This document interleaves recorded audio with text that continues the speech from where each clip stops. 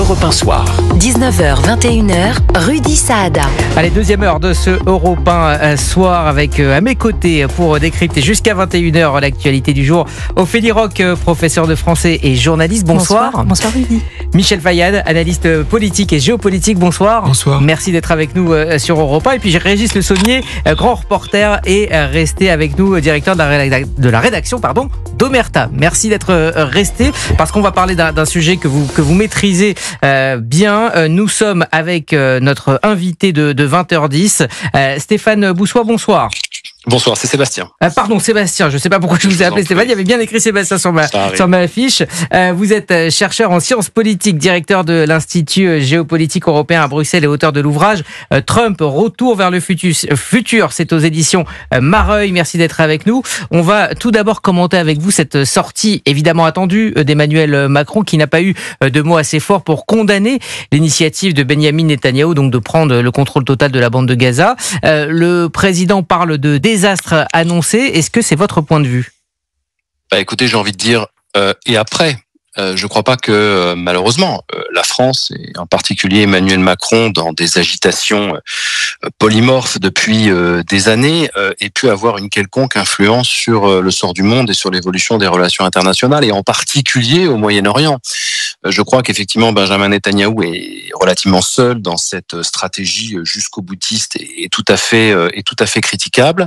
Évidemment, Benjamin Netanyahou est pris entre le marteau et l'enclume, une menace sécuritaire qui n'a de cesse de s'amplifier depuis maintenant plus de 2 ans, et de l'autre côté, une coalition encore plus que fragile aujourd'hui, avec des partis politiques qui ne veulent strictement aucun compromis avec le Hamas et avec les Palestiniens en général. Donc quand la question des otages ressurgit, parce que Netanyahou n'en a jamais fait une priorité dès le début, dès le 8 octobre 2023 malheureusement, aujourd'hui on est au bout du scénario, et donc sa stratégie c'est de tout faire seul, effectivement, en essayant de maintenir coûte que coûte ses parrains politiques, qui ne sont pas des tendres, c'est le moins qu'on puisse dire, pour essayer de libérer les otages, mais surtout pour essayer de venir à bout de cette menace sécuritaire, quelles que soient quelque part les conséquences désastreuses humanitaires. C'est déjà le cas à venir. Alors, Sébastien Boussois, hier, Benyamin Netanyahou a convoqué la presse internationale, une manière pour lui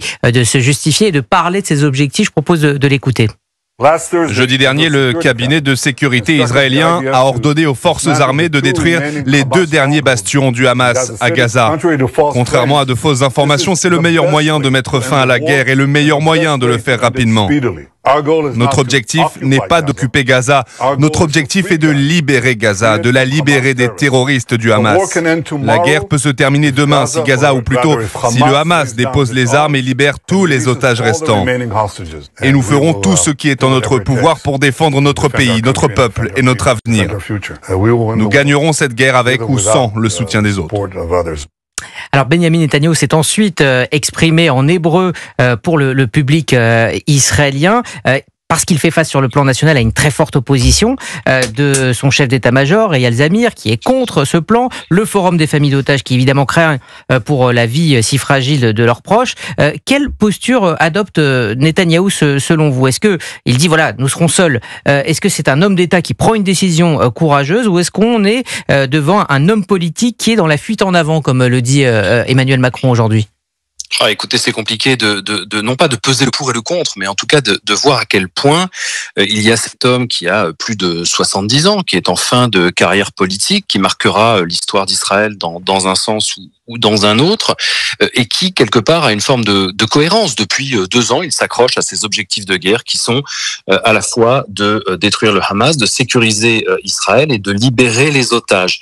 Tout ça n'est pas très concluant depuis 2 ans, tout simplement parce que les armées aujourd'hui ont des grandes difficultés à pouvoir appréhender des phénomènes de guérilla, comme c'est le cas à Gaza, qui plus est quand ces combattants vont se réfugier dans des poches civiles et dans des endroits extrêmement sensibles. Lui, il s'accroche à son projet depuis le début, qui est la destruction du Hamas et la sécurité d'Israël. Or, les deux me paraissent extrêmement compliqués aujourd'hui à voir aboutir. Le Hamas n'est pas juste une organisation paramilitaire qui serait affaiblie aujourd'hui, elle est avant tout une idéologie et Même si l'objectif initial de Benjamin Netanyahou est d'en finir avec le Hamas, je crains et j'ai bien peur qu'il ait produit des générations de jeunes Palestiniens qui voudront se venger de tout ça. Alors il a aujourd'hui effectivement tout le monde contre lui, mais vous savez, c'est un peu à la mode Trump, finalement, seul contre tous.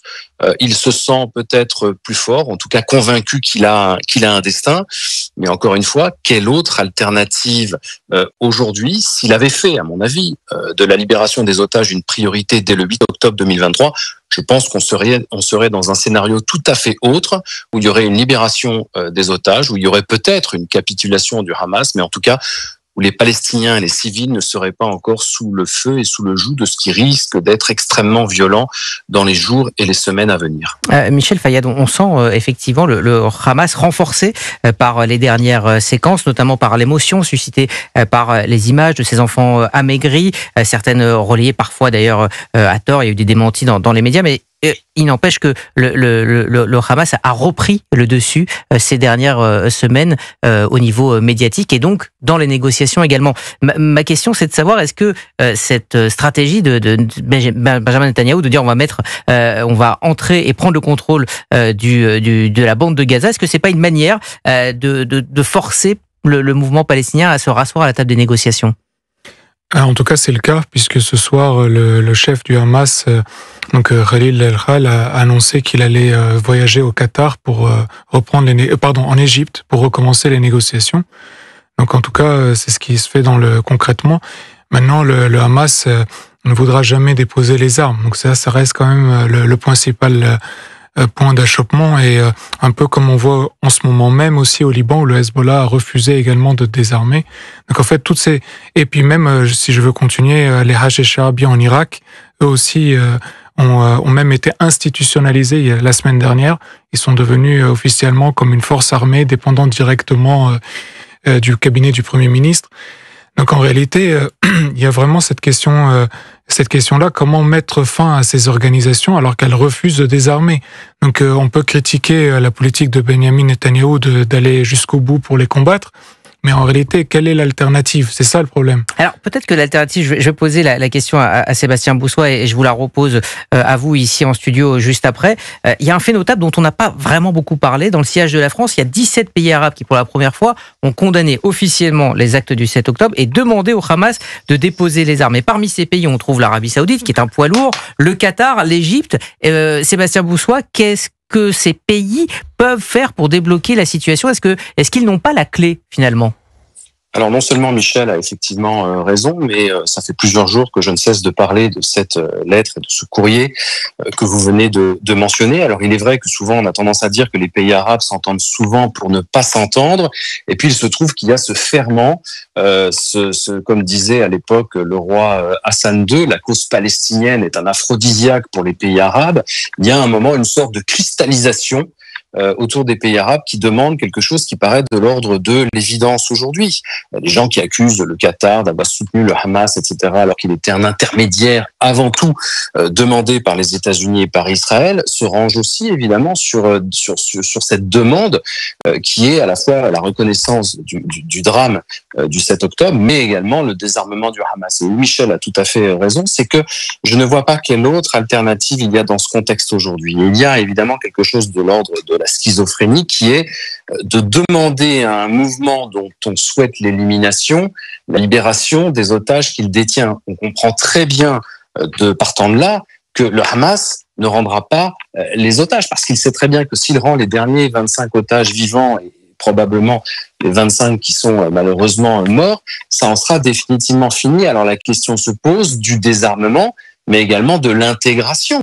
Est-ce que quand on demande au Hezbollah de désarmer, tel que c'est le cas en ce moment et tel que les Talibanais essaient de se ressaisir, est-ce qu'on intègre ces groupes et ces personnes dans une armée régulière, ou est-ce qu'on les met de côté pour provoquer la frustration ou quoi au caisse? C'est une véritable question qui va évidemment se poser. C'est que si on n'élimine pas les gens du Hamas, qu'est-ce qu'on en fait concrètement? Et ça, aujourd'hui, personne n'a une réponse très très claire sur le sujet. Régis Le Sommier.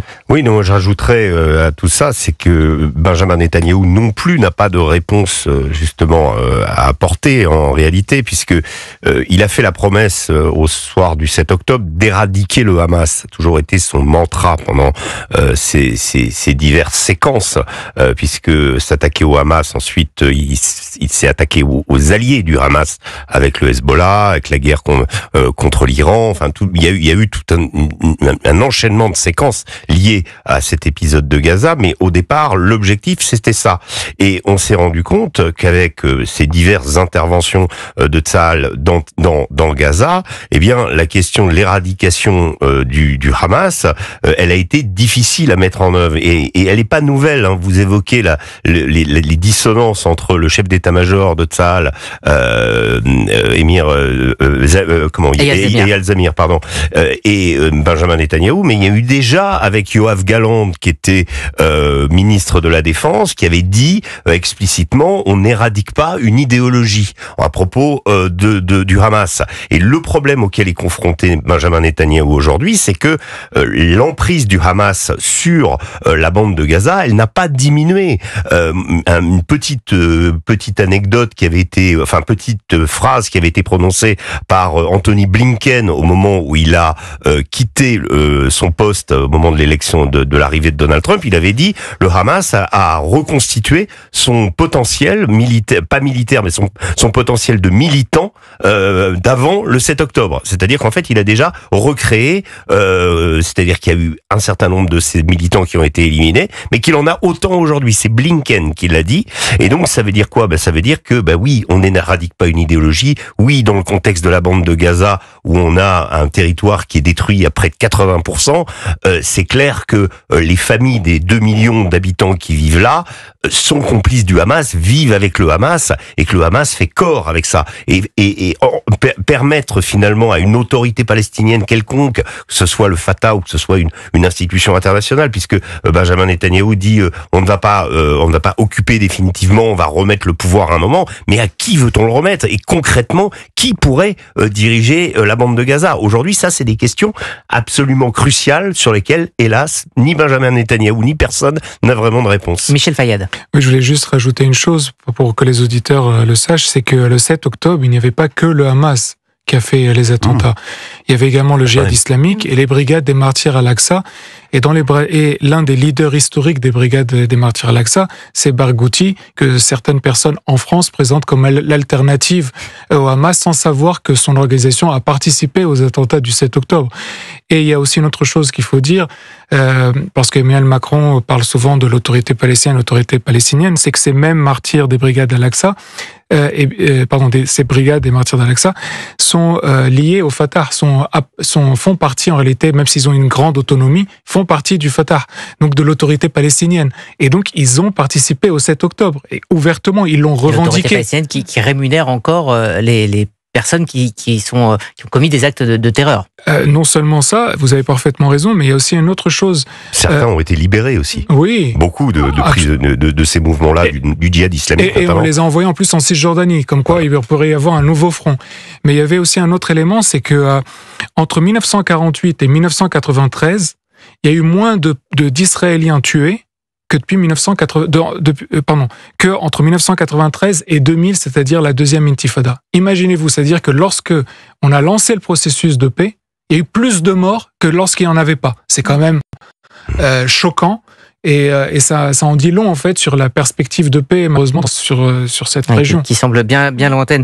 Sébastien Boussois, Netanyahou n'a-t-il pas manqué justement une chance de renforcer les accords d'Abraham? On parlait de ces 17 pays arabes qui condamnent les actes du 7 octobre. On sait que c'est une de ses grandes réussites, les accords d'Abraham. Est-ce que pour lui, plutôt que d'annoncer le fait de prendre le contrôle de la bande de Gaza, il n'aurait pas plus eu intérêt à marginaliser une bonne fois pour toutes le Hamas? Oui, alors c'est une grande réussite, surtout de Donald Trump, qui a bien arrangé évidemment Benjamin Netanyahou. La question soulevée par Régis sur la souveraineté même de Gaza, qui pourrait être à même, évidemment, elle est entière et elle fait écho à tout ça. puisque on se souvient qu'avant le 7 octobre, il y avait un processus de normalisation accéléré entre l'Arabie Saoudite et Israël. Ça devait être le nouveau parrain des accords d'Abraham. Ça arrangeait bien Mohamed Ben Salman qui avait besoin de business pour faire tourner son fameux projet de vision 2030. Ça arrangeait bien le dirigeant saoudien d'entrer dans la roue quelque part des Émirats arabes unis qui n'ont jamais d'ailleurs critiqué outre mesure quelque part tout ce qui s'est passé depuis le 7 octobre parce que business as usual, les accords d'Abraham sont extrêmement bénéfiques pour l'ensemble des pays signataires. Et donc l'Arabie Saoudite qui lorgne à la fois sur le nucléaire civil dit qu'il aimerait bien se réconcilier avec Israël à un moment ou à un autre, mais qu'il faudrait qu'il y ait la reconnaissance de l'État palestinien. Et donc Trump, lors de son dernier voyage dans le Golfe, avait proposé à l'Arabie Saoudite d'avoir cette forme de souveraineté sur Gaza. Mais on voit bien qu'en réalité, personne n'en veut. Il n'y a pas un pays arabe qui veut gérer ce bourbier. C'est bien toute la difficulté. Ça a été très justement souligné également par Michel, les compromissions de ce que j'appelle moi l'inautorité palestinienne qui n'a pouvoir en réalité sur pas grand-chose. Ce Mahmoud Abbas retranché dans la Moukata comme si on était encore en pleine période d'intifada n'a pas beaucoup de pouvoir. Alors il s'agite quelque part en ce moment avec Mohamed Ben Salman, mais je ne sais pas ce que ça donnera. Honnêtement, cette poudrière de Gaza ou ce qu'il en reste en tout cas est véritablement le cadeau empoisonné dont personne ne sait que faire. Benjamin Netanyahou évidemment rêve de signer des accords non pas de paix mais de normalisation avec l'ensemble des pays arabes. Mais évidemment, il faudra voir dans les mois, voire plus, ce qu'il sera possible de faire. En tout cas, des pays fondamentaux dans la Oumma et dans la Ligue arabe aujourd'hui restent dans ces accords d'Abraham. J'ai pas eu ouï dire qu'un seul ait décidé de sortir pour protester contre la politique israélienne à Gaza. Donc, il faut croire qu'il y a un avenir dans la signature de paix entre Israël et d'autres pays arabes et que la question palestinienne et Gaza sera probablement un outil, un objet de moindre importance. Merci Sébastien Boussois. Je rappelle que vous êtes chercheur en sciences politiques, directeur de l'Institut géopolitique européen à Bruxelles et puis auteur de cet ouvrage Donald Trump, Retour vers le futur aux éditions Mareuil. Merci de nous avoir éclairé ce soir. Merci à vous Régis Le Sommier d'être resté finalement 1 heure avec nous tout à fait. et nous avoir également éclairé. Michel Fayado, Filiroc reste avec nous. Alors une petite annonce pour vous parler évidemment de la libre antenne d'Europe 1, assez culte, c'est tous les jours, même l'été, ça démarre juste après le journal de 22h jusqu'à 1h du matin. Vous retrouvez l'écoute bienveillante de Sana Blanger, un moment d'échange en toute liberté, sans jugement ni tabou.